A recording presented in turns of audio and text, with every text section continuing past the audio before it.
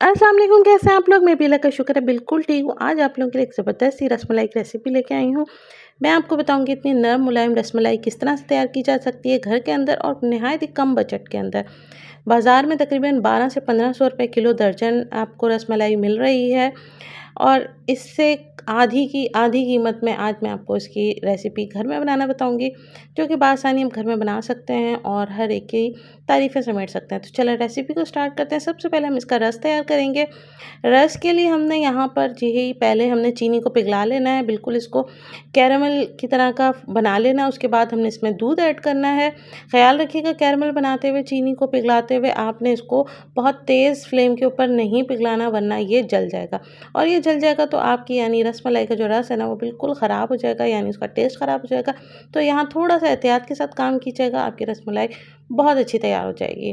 ठीक है? अच्छा, इसके अंदर जब हम चीनी को पिघलाने के बाद जब हम इसके अंदर लिक्विड यानी दूध या कुछ भी ऐड करते हैं, तो ये हार्ड हो जाता है। तो आपने टेंशन नहीं लेनी है, आपने बस हल्की फ्लेम पे रखना है, ये खुद पिघल जाएगा। यहाँ पर मैंने 2 चम्मच जो है ना ड्राई फ्रूट यानी बादाम के ऐड किए हैं। आप चाहें तो पिस्ता ले लें या आपका जो बादाम चाहें तो आप बादाम ले लें या पिस्ता ले लें। आपकी मर्ज़ी है। मैंने यहाँ दरदरा पीसा है, आप चाहें तो इसे पाउडर फॉर्म में भी डाल सकते हैं अगर बच्चे नहीं खाते।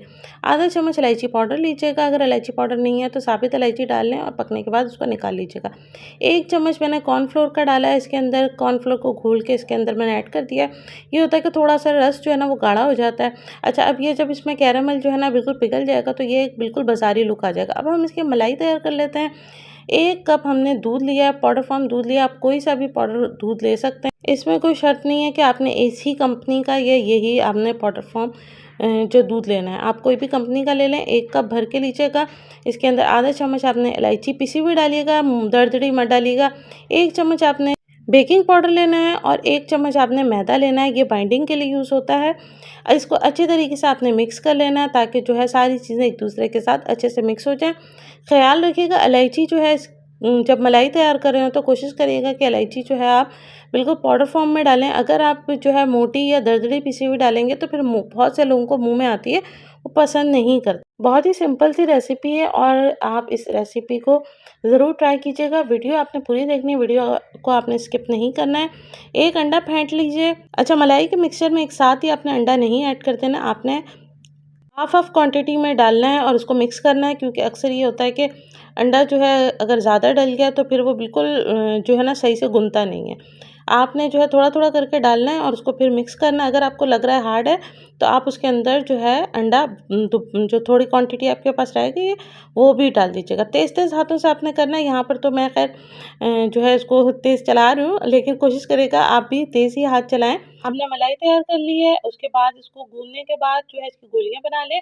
उसके बाद आपने इसको रखना नहीं है, फ़ौरन आपने इसको इसमें रस में डाल देना है, वरना जो है आपकी जो गोलियाँ हैं वो ऐंठ जाएँगी और जो है ना बड़ी मुश्किल हो जाएगी। अच्छा, यहाँ पर जो है ना थोड़ी देर के लिए मैंने इसको सेट करने के लिए 3 से 4 सेकंड के लिए इसको मैंने फ्रीज़र में रखा था। ये बिल्कुल सेट हो गया। उसके बाद तेल डालना है, मेरे हाथ में कुछ ज़्यादा ही तेल डल गया। मैं इसको थोड़ा साइड पे निकाल लेती हूँ। अच्छे तरीके से हाथों पे ऑयलिंग कर लेना है। उसके बाद है आपने एक किसी भी स्पून की मदद से या किसी भी चीज़ की मदद से आपने छोटे-छोटे सी क्वांटिटी लेनी है और उसको जो है ना आपने पेड़े बना लेने हैं। छोटे-छोटे से पेड़े बना लें। अब देख लें आप जिस तरह से ये मैं वीडियो में कर रही हूँ, आप इसी तरीके से बिल्कुल आपने भी करना है और इस चीज़ का ख़्याल रखिएगा, इसको बनाने के बाद आपने इसको बहुत देर तक नहीं रखना है, वरना ये जो है ना सख्त हो जाएँगी और सारी मेहनत बर्बाद हो जानी। इसी तरह की आपने सारी बना लेनी। 1 कप दूध के अंदर जो है तकरीबन 15 से 16 बन जाती हैं, तो आप खुद अंदाज़ा लगा लें कि घर में ये कितनी सस्ती बन जाती हैं। 16 यानी बनी है, यानी हम मार्केट में 12 से 100 से 1500 रुपए किलो हम 1 दर्जन लेते हैं, तो ये हमको कितनी सस्ती पड़ जाती है और दावत वगैरह में भी अगर हम बनाएँ तो बहुत ही एक अच्छी सी हमारी डिश बन जाती है। और रसमलाई तकरीबन जो है बहुत ज़्यादातर लोगों को पसंद ही होती है और जो है थोड़ा इसको बनाने में लोग हिचकिचाते हैं कि ये ख़राब हो जाती है। देखिए, हर चीज़ एक ही दफ़ा में बिल्कुल परफेक्ट नहीं बनती है। कोशिश करते रहें चीज़ अच्छी बन जाएगी। और अगर कभी खुदा न ख़ास्ता आपकी रसमलाई की रेसिपी सही आपसे नहीं बनी है, ख़राब हो गई, तो भी परेशान नहीं हों। हो, आप जो भी आपका दूध है, अक्सर लोगों का ही सुनने में यही आता है कि दूध के अंदर जब हमने मलाई डाली, यानी जो हमने इसकी गोलियाँ बना के डाली थी, वो सब जो है ना फैल गई, खुल गई। तो आपने फ़िक्र नहीं करना, आपने दूध को ठंडा कर लेना और उसको ब्लेंडर में चलाना है और आपने उसको जो है ना उसमें 2 डबल रोटी के टुकड़े डाल के उसे ब्लेंड करने के बाद अच्छी तरीके से आपने उसको फ्रीज़ कर लेना है। वो आपकी कुल्फ़ी तैयार हो जाएगी। चलें जी, अब यहाँ पर जो है आपने गर्म दूध में डालना है, ठंडे दूध में बिल्कुल भी नहीं डालना है। दूध का जो है नीचे आँच आपने बिल्कुल हल्के फ्लेम पे रखनी है। उसके बाद आपने गोलियाँ डालती रहना है इसके अंदर, जो हमने रसमलाई की बनाई हैं। आहिस्ता-आहिस्ता डालिएगा और एकदम सारी साथ नहीं डाल देनी, एक-एक करके डालना है आपने। और जो है ना चम्मच बड़े एहतियात से, प्यार से चलाना है, वरना जो है ना ये नाराज़ हो जाती हैं, खुल जाती हैं ये।